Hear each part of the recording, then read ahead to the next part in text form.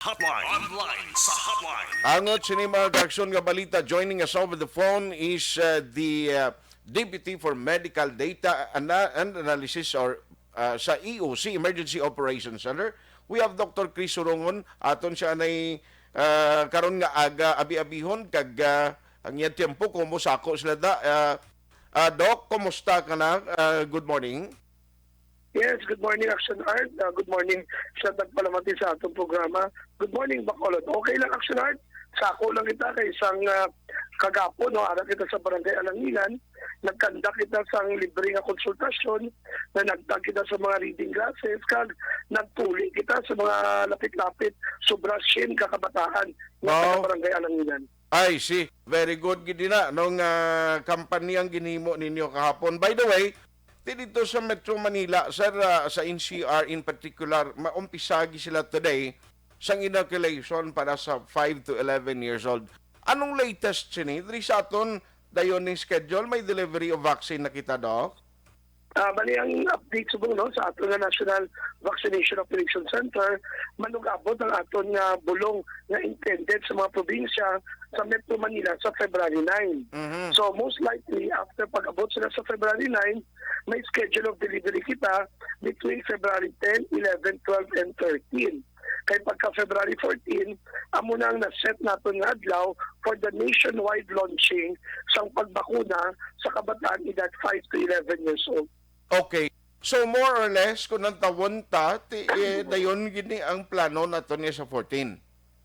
Yes, dayon gina siya, Sir Art, kaya amo na siya ang ginset na date sa National Vaccination Operation Center sa National Interagency Task Force na date for nationwide launch sa pagbakuna naton sa 5 to 11 years old.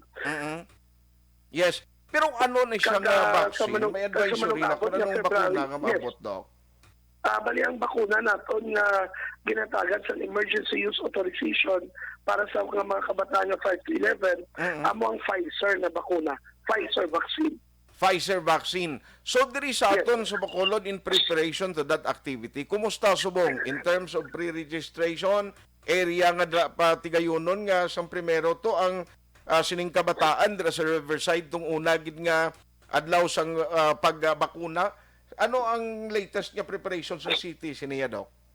Yes, no, so una sila no pagkabalo nato na may emergency use authorization ng 5 to 11, insigida naghimo kita sa ato nga online registration. So far napit naman sa almost 5,000 ang nakaparehistro online. Wala pa na nato nang isip Action Art ang mga nakaparehistro sa tagsa ng mga eskwelahan, ng mga pribado nato nga eskwelahan kag publiko nga eskwelahan. So kung i-collect nato nini, siguro may mga lapit-lapit naman siguro mga 10 to 15,000 ang nagparehistro na kagwingling ng mga kabataan o po ng ilang ginikanan na magpabakuna ka magpartisipar sa aton ini nga programa nga bakuna sa 5 to 11 years old. Okay. So ang aton nga initial launch aton ni pagaywaton sa Riverside College in partnership with Riverside Medical Center Incorporated. I see. So, pila ang target na more or less sa first day, kumadayon na? At yan atong targets na, maset kita na siguro mga at least 200 to 300 yung mga kabataan sa amo na nga adlaw sa ato nga pagbakuna sa initial nga launching. Okay. Pero Doc, kundi nagligad to ang sa mga kabataan man ginuna ang may mga comorbidities, same manigihapon na matabo? Yeah, most likely, amo managyapo ng ato nga arrangement. Unahon ang may mga comorbidities na pagkatapos na mula ng general population. Okay. Now, since nga ini vaccination drive sa city daw gin-intensify gid subong kita naton why on tat kadadlaw, pero kumusta subong ya, Doc, sa mga vaccination centers naton, especially mega vaccination center, damo gyapon ka kadto? Actually, na-notice nato, no, starting sa last week, kaga subong nga simana, doon nakita tagid man ang decline sa mga nagapabakuna. So subong ang ato nga target amo ang mga booster shots naton kay sige pa aton kampanya para sa mga pumuluyo nga makabato na sa ilang first dose. Pero ang manami lang sini damo magyapon ang nagakadto na nagapabakuna sa ilang first dose. So ang mga anti-vaxxers ang una, ang mga wala napati sa bakuna, nainganyo na gid sila magpabakuna. No, Okay. so subong ni nga semana sang nagsugod kita sang Domingo ani sa Ayala for example, nakita na nga nagbalik naman kita sa almost 800 to sa 900 na nagpabakuna. So gina-expect natin nga subong ni nga semana mataas naman kita, especially so na sa February 10 kag 11 pag-aywato naman natin ang National Vaccination Day Part 3. Ang bakunahan na bayanihan naton. So may schedule naman kita na ang target sila amo ang mga tigulang, mga senior citizen naton ng mga katigulangan na wala pang ikaagi bakuna. Okay. Saan o gani na 10 and 11 ang National Vaccination Day? Yes, February 10 and 11 na Okay. So Friday, Thursday and Friday ina. So ang target sang area nga may ara kita sa bakunahan ning nationwide na naman mga mega vaccination center gyapon ni Doc. Yes, aton nga mega vaccination centers, kag ang mga barangay vaccination centers naton, ang aton nga mobile vaccines, ang aton nga mga north and south terminal, kag of course ang aton nga night shift nga bakuna sa Jollibee East. Okay. So subong makonsider tanang nga mas nagtaas na gid no in terms ang sa total population, mga pila na kita ka percent sir ang nabakunahan after sang weekend last weekend naton nga pagbakuna? At yung subong sili, ara lang kita sa 133% na fully vaccinated.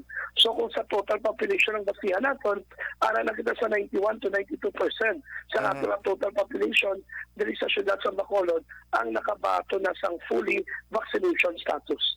Now, sa mga parents nga naga-monitor sa plano iya nga pagpatigayon sang vaccination drive sa mga pamatanon, nanong advisory sa EOC?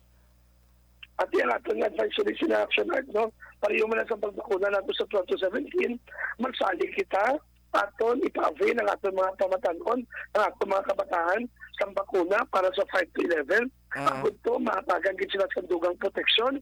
Kagagud to, sa ulini na ni, mamatamat na natin apri ang ating mga eskwelahan para makabalik na kita sa the new normal. Na face-to-face classes na ang mga kabataan natin edad 5 to 11 years old. It works with 12 to 17. We do believe na it will also work with 5 to 11 years of age. Kagapati kita Action Art, ang ating mga parents, no? Na diri sa aton nga syudad sa Bacolod, they will be very much cooperative kag ang acceptability naton para sa bakuna sa kabataan tamaan di kataas. So ang isa naton nga strategiya, malibot pa kita sa mga purok sa mga kabarangayan para mas maging accessible kung kinahanglan mag house to house aton inihimuon para maging accessible sa aton mga ginikanan nga mabakunahan ang ilang kabataan. But for now, sa initial launch, ilimit lang anay nato ng venue sa ato ng mga hospital para ma-assure ang ato mga ginikanan na araang ang kabataan sa safe environment. By the way, ang bakuna sa butika, kundi isa pa lang to nag-participate last time, may mga additional nga mga butika or mga grupo diri nga mag-interest ini and anong matabo dok same gyapon nga booster shots gyapon ang gina-offer lang? Yes, basta sa bakuna sa butika, ang ato na dalang programa sa national government, same man nagyapon booster dose lang ihatag, and then subong nga semana, makipag-angot kita sa iba niya mga pharmacy, kag mga drugstores diri sa syudad sa Bacolod para agud to i-expand naton ang bakuna sa butika. So hopefully, ang iba naton nga mga local drugstores, kag mga nationwide based drugstores, maa-participar kag mag-ugyon para mas madamo pagid ang aton bakuna sa butika para at least maging conveniente kag accessible kag readily available ang booster shots sa aton pumuluyo. On that note, Dr. Chris Surungon, salamat gid Doc for the time. God bless and keep safe. Yes, Action Art, salamat yun. No? Kag sa liwat Action Art, gina-remind na ginang pumuluyo, magpabakuna, kag upod sa bakuna, maggamit sang face mask. Upod sa bakuna, maghugas kamot. Upod sa bakuna, mag-observe sa physical distancing. Sa atong pumuluyo, ngayon wala pa nagpabakuna, hindi kita mag-resort mag-resort sa mga illegal na aktibidades.